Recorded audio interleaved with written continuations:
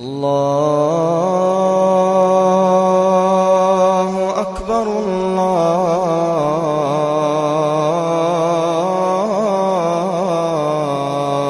أكبر.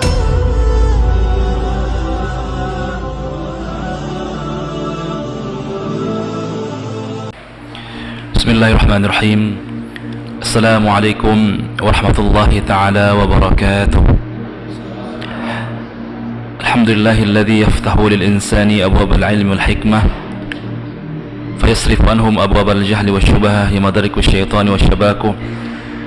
أشهد أن لا إله إلا الله وحده لا شريك له وأشهد أن سيدنا محمدا عبده ورسوله لا نبي بعده. أما بعد. Hadirin hadirat yang dimuliakan oleh Allah Azza wa Jalla, sama-sama kita bersyukur kepada Allah yang telah memberikan kita kesempatan untuk beribadah, memudahkan langkah kita untuk kita berbuat taat kepada Allah Azza wa Jalla. Mudah-mudahan kita istiqamah di jalan Allah ini. Salat beruntaikan salam sampaikan kepada Rasulullah sallallahu alaihi wasallam. Allahumma shalli ala Muhammad. Hadirin rahimakumullah, kita sambung kajian kita yang berkaitan dengan Tarikhud Da'wah Al-Islamiyah, sejarah dakwah Islam. Masuklah kita kepada Arudhu sallallahu alaihi wasallam ad-da'wah ala ashiratil aqrabin. Nabi Muhammad sallallahu alaihi wasallam menawarkan atau memaparkan dakwah beliau kepada kaum kerabatnya. Di sini Rasulullah sallallahu alaihi wasallam sebagai juru dakwah, beliau mendahulukan dakwah itu kepada kaum kerabatnya, kepada keluarganya. Sebagian kita mungkin dakwah itu kita menjadi singa di panggung-panggung mimbar-mimbar besar, tetapi kita menjadi lemah dalam keluarga kita, tidak menyampaikan dakwah. Makanya Nabi Muhammad itu keberhasilan dakwah beliau karena beliau memang lebih dahulu menjadikan keluarganya itu keluarga yang saleh, keluarga yang baik. Maka di sini setelah Allah menurunkan ayat Al-Quran surah Asy-Syu'ara ayat 214 yang Allah katakan, wa anzir ashiratakal aqrabin, dan berilah peringatan kepada keluarga-keluarga dekatmu, kaum-kaum kerabatmu. Berarti di sini dakwah itu ya dalam artian yang lebih sempit, bahwa dilaksanakan kepada kaum kerabat. Qama Rasulullah sallallahu alaihi wasallam, Rasulullah sallallahu berdiri, faqala, maka dia berkata, ya Fatimah ibnata Muhammad, wahai Fatimah anak Muhammad. Ini beliau memanggil, menyuruh anaknya sendiri. Sebagian kita kalau berdakwah kepada anak sendiri itu kadang takut ya, ketika menasihati anak. Terkadang anak tersebut kita anggap sebagai musuh kita. Bahkan kita dalam rumah tangga, seorang ayah bahkan tidak berani dia menasihati anaknya, tidak berani dia menyuruh anaknya untuk sholat, untuk beribadah. Lihat Nabi Muhammad SAW, dia berkata kepada anaknya, ya Fatimah ibnata Muhammad, wahai Fatimah anak Muhammad, ya Safiyah ibna Abdul Muttalib, wahai Safiyah anaknya daripada Abdul Muttalib, ya Bani Abdul Muttalib, wahai Bani Abdul Muttalib. Ini keluarga Rasul semuanya.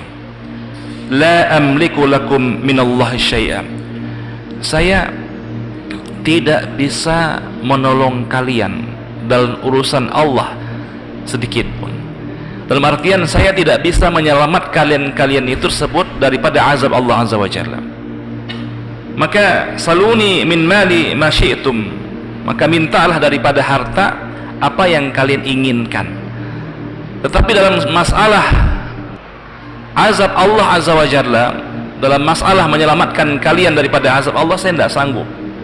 Maka beramallah kalian, beribadahlah kalian, sesungguhnya saya tidak bisa menyelamatkan akan kalian daripada azab Allah.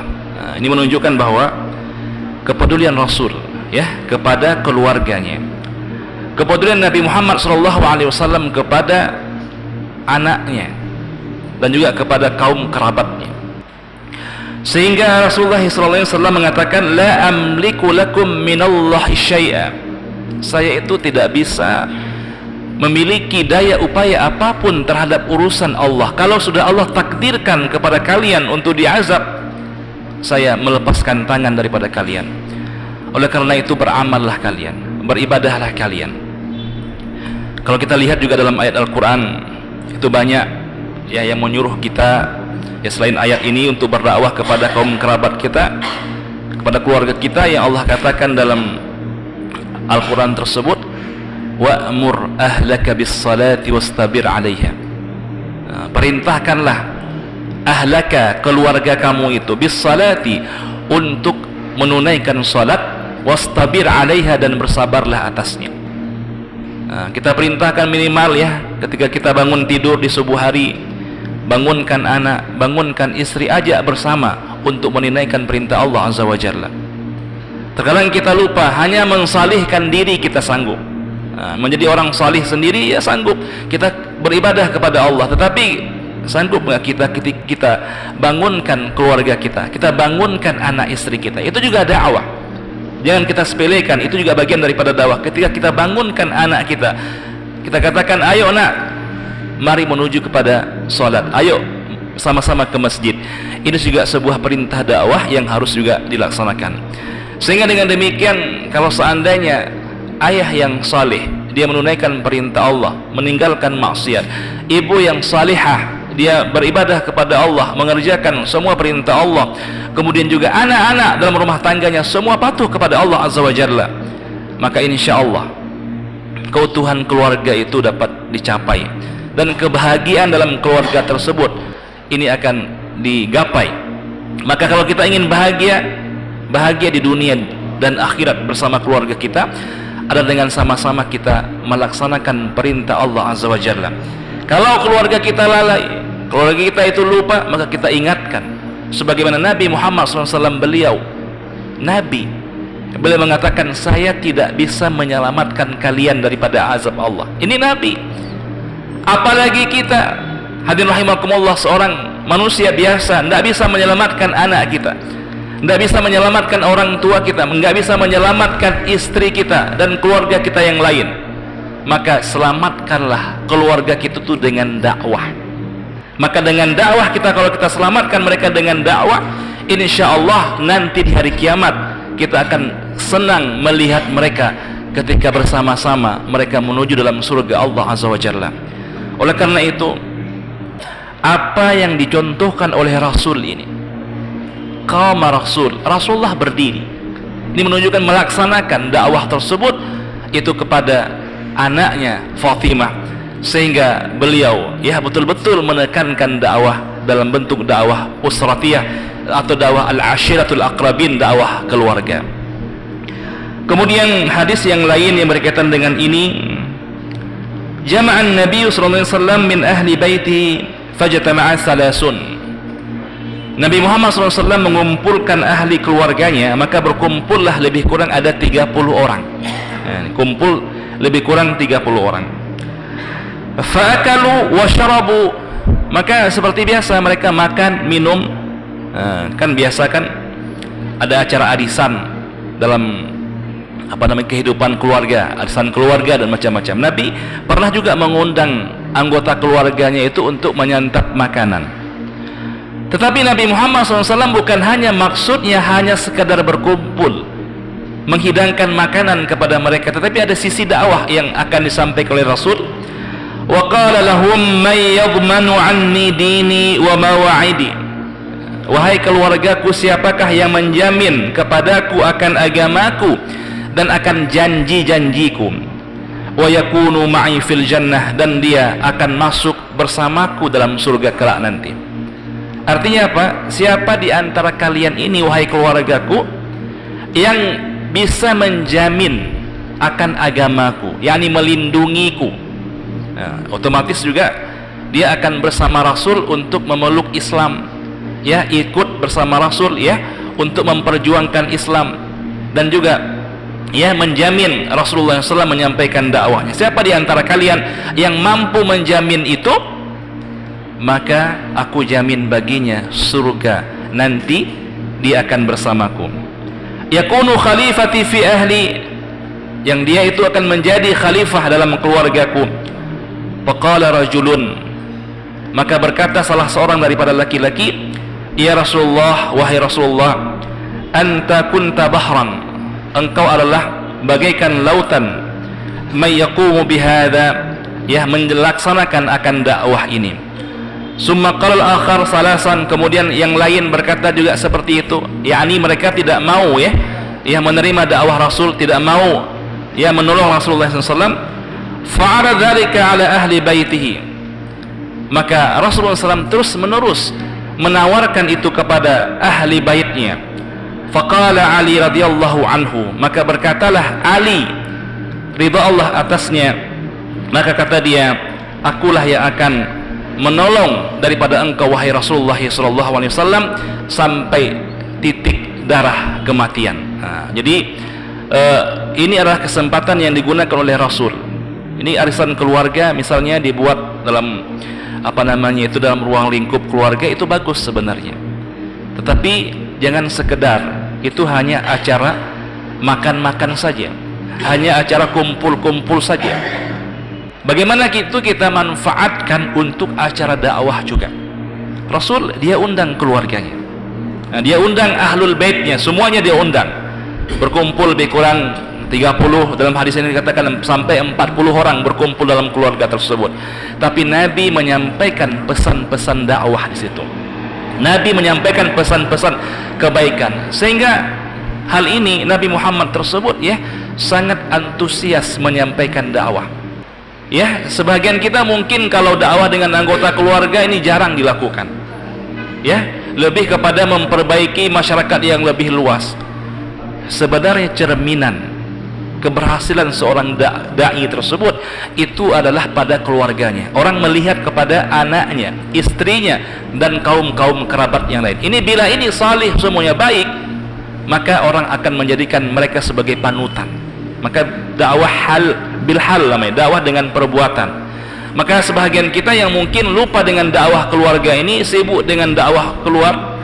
Ya, ada apalagi ustadz-ustadz kita ini kan jadwalnya itu penuh ya. Apalagi kalau udah pagi keluar, malam baru pulang ke rumah lagi, lupa untuk menyampaikan dakwah kepada anak, lupa menyampaikan dakwah kepada istri. Nah, ini ya bisa dakwah kita tidak berhasil. Lihat Rasulullah SAW, beliau sengaja mengumpulkan keluarganya, ya, mengundang makan, mengundang mereka untuk minum, menyantap makanan, tapi sebalik tersebut ya beliau menyampaikan pesan-pesan dakwah. Ini disebut dengan juga namanya adalah minhajud dakwah, strategi dakwah ataupun metode dakwah. Nah, di mana mungkin kalau seandainya zaman sekarang kalau kita umumkan ada ceramah, ada pengajian, nah, itu jarang orang yang hadir. Nah, coba diumumkan ada makan siang bersama. Nah, anggap saja diundang ada makan siang bersama, ini semua orang hadir ke tempat tersebut. Kenapa? Pengen makan. Nah, sangat luar biasa. Setelah makan misalnya kita duduk dan kita sampaikan dakwah. Inilah yang dicontohkan oleh Rasulullah SAW. Oleh karena itu hadirin rahimakumullah, dari dua hadis ini ya disimpulkan bahwa dakwah itu ya tidak hanya kepada di luar, di atas mimbar ya dan seterusnya, tetapi dakwah itu juga dalam ruang lingkup yang lebih kecil dalam keluarga kita itu juga dianggap dakwah. Yang kedua, keberhasilan seorang dai tersebut itu apabila mereka mampu untuk memperbaiki ya, untuk mendakwahkan akan anggota keluarganya. Bila mereka mampu mendakwahkan anggota keluarganya, insya Allah dakwahnya di luar ini akan berhasil. Yang ketiga hadirin rahimakumullah, kita jangan berputus asa dan terus meneruslah melaksanakan dakwah tersebut. Lihat yang ketiga saya sampaikan ya, berkaitan dengan dakwah Rasul, bagaimana usahanya itu. Katanya, lamma tuwfi Abu Talib, tatkala Abu Talib itu meninggal dunia, kharajan Nabi sallallahu alaihi wasallam ila Taif masyian, Nabi keluar ke Taif masyian ala qadamaihi, berjalan kaki. Nabi jalan kaki menuju tempat dakwahnya. Yad'uhum ilal Islam, mengajak mereka untuk memeluk agama Islam. Falam yujibuhu, maka mereka tidak mau mendengarkan dakwah Rasul. fansarafa, lalu pun Rasul meninggalkan mereka dan pergi pulang. Lihat, Rasul tidak hanya dalam rumah tangga dia berdakwah seperti tadi, tapi usahanya. Bayangkan dari Makkah ke Taif beliau berjalan kaki untuk mencari umat, untuk mencari orang yang akan menerima dakwahnya tersebut. Berjalan kaki beliau. Mungkin kalau kita sekarang ini kalau berdakwah ya, itu naik kendaraan, disiapkan berbagai macam fasilitas mewah dan seterusnya. Nabi jalan kaki, masyan ala qadamihi, berjalan kaki. Siapa di antara kita nih yang sanggup sekarang ini berdakwah jalan kaki? Siapa? Ya, mungkin zaman modern ini kan kadang rumah dekat masjid, berapa meter cuma masjid, ke masjid pun naik Honda dia, menunjukkan bahwa sudah sangat manja kita dengan fasilitas yang ada. Maka hari ini rahimakumullah, lihat bagaimana usaha Rasul ini, bagaimana beliau betul-betul sungguh-sungguh dalam menyampaikan dakwah ini kepada keluarganya, bahkan beliau berjalan kaki untuk menuju tempat dakwah tersebut. Semoga dengan apa yang kita kaji ini, ya, apa yang kita sampaikan ini bermanfaat adanya untuk terus-menerus kita menyebarkan dakwah kita, baik dalam lingkungan keluarga kita maupun kepada yang lainnya, dan jangan sampai ya kita meninggalkan dakwah tersebut. Subhanakallah bihamdika, asyhadu an la ilaha illa anta astaghfiruka wa atubu ilaik. Assalamualaikum warahmatullahi taala wabarakatuh.